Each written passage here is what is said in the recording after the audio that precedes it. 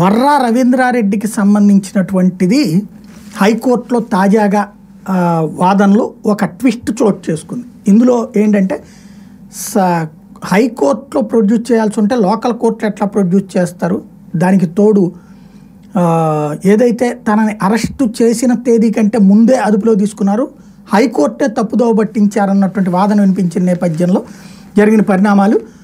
ఇది సాక్షి ఆ వివరాలన్నీ రాసుకొచ్చింది. సోషల్ మీడియా యాక్టివిస్ట్ వర్రా రవీంద్రారెడ్డిని కోర్టు ముందు హాజరుపరిచే విషయంలో పోలీసులు కోర్టు ఆదేశాలను ఉల్లంఘించారనేందుకు ప్రాథమిక ఆధారంలోనే హైకోర్టు తెలిపింది. రవీంద్రారెడ్డిని తమ ముందుకు హాజరుపరచాలని ఆదేశిస్తే పోలీసులు ఎక్కడో హాజరుపరిచారని వ్యాఖ్యానించింది. ఈ విషయంలో వివరణ ఇవ్వాలని, పూర్తి వివరాలతో కౌంటర్ దాఖలు చేయాలని పోలీసులను ఆదేశించింది. అలాగే ఈ వ్యాజ్యంలో జాతీయ రహదారుల సంస్థ NHAIని ప్రతివాదిగా చేర్చాలని వర్రా రవీంద్రారెడ్డి సతీమణిని కూడా ఆదేశించింది. తదుపరి విచారణని ఇక్కడ వాయిదా వేసినటువంటి అంశం. ఇందులో ఈ నెల 20కి వాయిదా వేసింది. ఈ మేరకు న్యాయమూర్తులు జస్టిస్ రావు రఘునందనరావు, జస్టిస్ కుంచెం మహేశ్వరరావు ధర్మాసనం సోమవారం ఉత్తర్వులు జారీ చేసింది.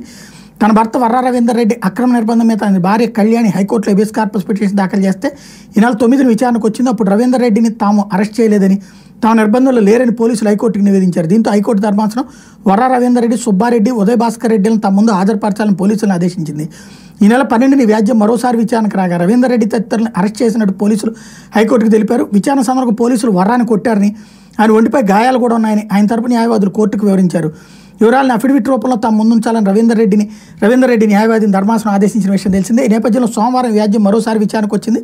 రవీంద్రారెడ్డి తరపున సీనియర్ న్యాయవాది టి నిరంజన్ రెడ్డి స్పందిస్తూ ధర్మాసనం ఆదేశించిన మేరకు పూర్తి వివరాలతో అఫిడవిట్ దాఖలు చేశామని చెప్పారు. ఈ నెల 9న జరిగిన విచారణలో రవీంద్రారెడ్డి తమ నిర్బంధంలో లేరని చెప్పారని, కానీ 12న అతన్ని సంబంధిత కోర్టు ముందు హాజరుపరిచారని చెప్పారు. తప్పుడు వివరాలతో పోలీసులు కోర్టును తప్పుదోవ పట్టించడమే కాక 12న రవీంద్రారెడ్డి తదితరులను తమ ముందు హాజరుపరచాలని హైకోర్టు ఆదేశిస్తే పోలీసులు కింది కోర్టు ముందు హాజరుపరిచారని చెప్పారు. అక్రమ నిర్బంధంలో పోలీసులు రవీంద్రారెడ్డిని కొట్టారని తెలిపారు. వాస్తవానికి రవీంద్రారెడ్డిని పోలీసులు ఈ నెల 8నే తమ అదుపులోకి తీసుకున్నారని నిరంజన్ రెడ్డి కోర్టు దృష్టికి తీసుకొచ్చారు. రూల్ ఆఫ్ లా అంటే పోలీసులకు ఎంతమాత్రం గౌరవం లేదనేందుకు ఈ కేసు మంచి ఉదాహరణ అన్నారు.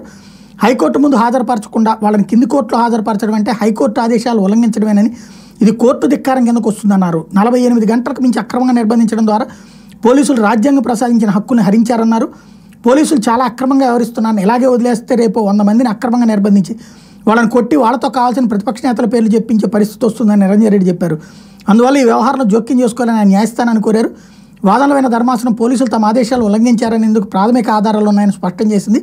ఈ మొత్తం వ్యవహారంలో పూర్తి వివరాలతో కౌంటర్ దాఖలు చేయాలని పోలీసులను ఆదేశించింది.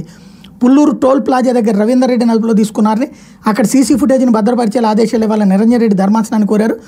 టోల్ ప్లాజా జాతీయ రహదారుల సంస్థ ఆధీనంలో ఉన్న నేపథ్యంలో ఆ సంస్థని వ్యాజ్యంలో ప్రతివాదిగా చేర్చాలని కళ్యాణికి ధర్మాసనం సూచించి తదుపరి విచారణ ఈ నెల 20కి వాయిదా వేసింది.